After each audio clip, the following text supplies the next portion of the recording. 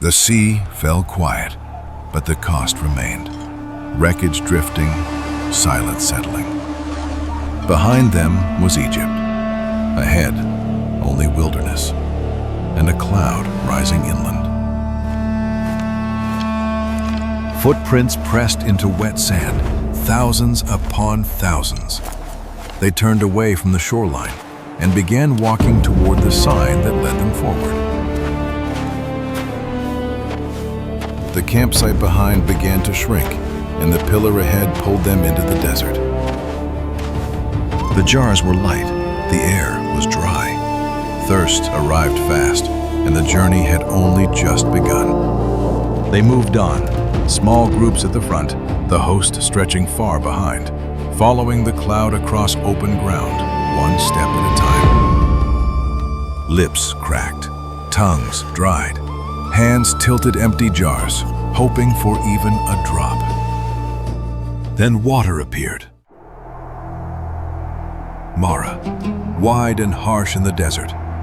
The people hurried toward it with desperate relief.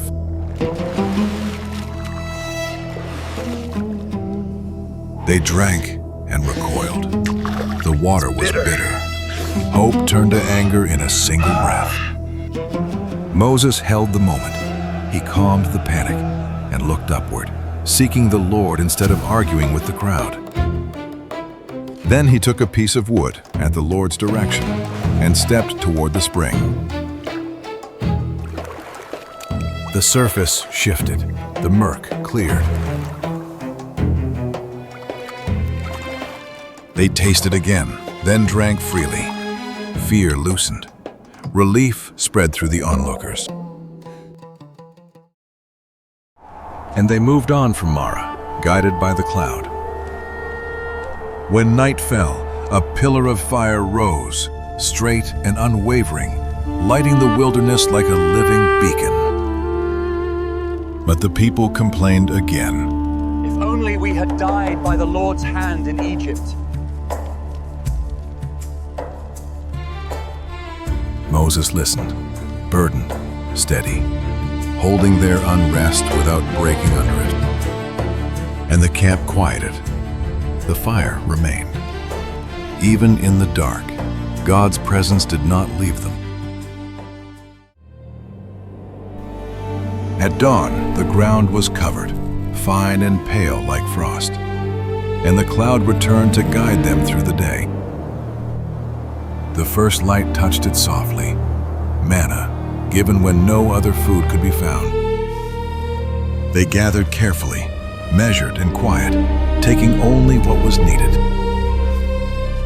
Portions were set out evenly, teaching them a new way to live, not hoarding, not grasping, but trusting. And when the sun rose higher, it vanished, melting away, so they would return again tomorrow. Moses moved among them, and the camp prepared to follow. Across the open desert, the pillar of cloud stood centered ahead. By evening, quail came in, scattered across the outskirts. Wings fluttered low, dust puffed beneath small steps. And night returned. The camp settled again beneath the pillar of fire, still rising, still watching. Embers breathed, cloth shifted in the wind. Under the night glow, the people rested.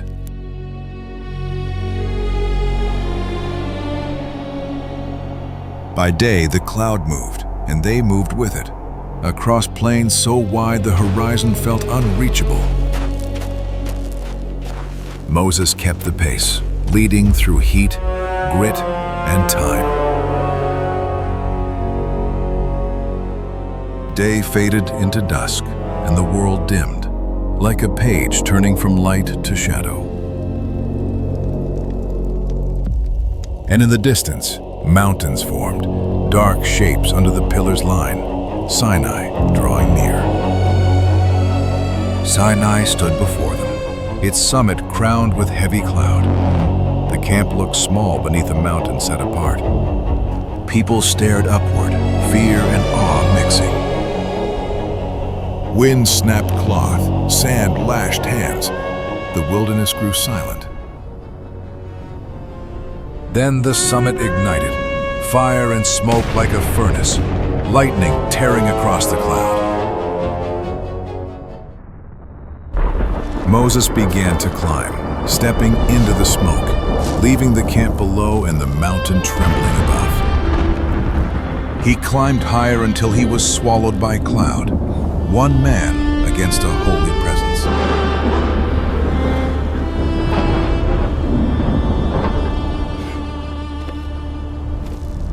And the covenant was given, tablets of stone carved through, a witness between God and his people.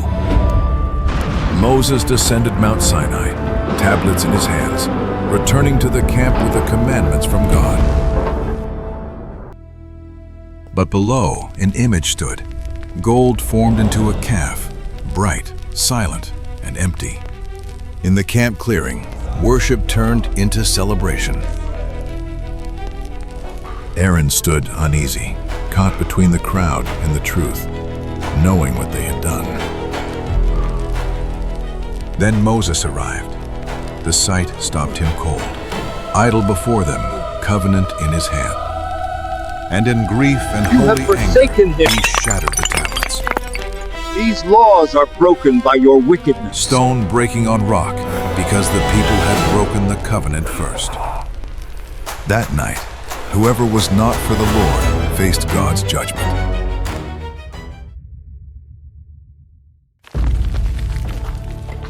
And Moses ascended Mount Sinai once more to renew the covenant by God's mercy. A second set of tablets was prepared, renewal carved into stone. Moses returned again, carrying the covenant's weight, because God does not abandon his people when we repent. I am the Lord thy God.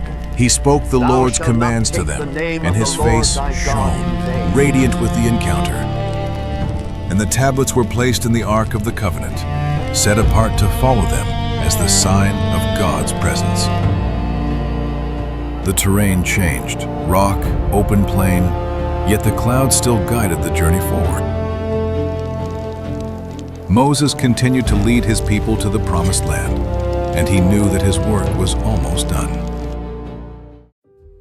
Lord, I've now seen the promised land. Thank you And for your prepared his heart faithfulness. for rest. Since then, no prophet has risen in Israel like Moses, whom the Lord knew face to face. The Israelites grieved for Moses 30 days, and then they crossed. Desert met green, and their new leader, Joshua, led the people forward.